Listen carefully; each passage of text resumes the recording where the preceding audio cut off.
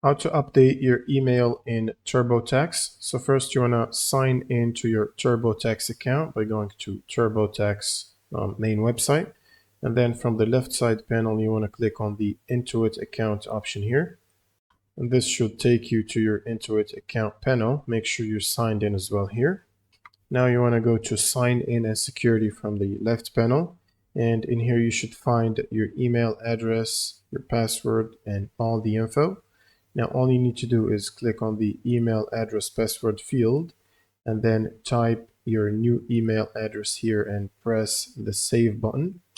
And this will basically change your account email address.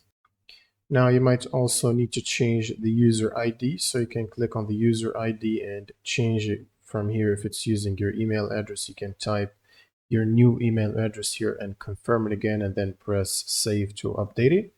And that's pretty much it for this video. If you have any questions, leave them in the comments below and see you on the next one.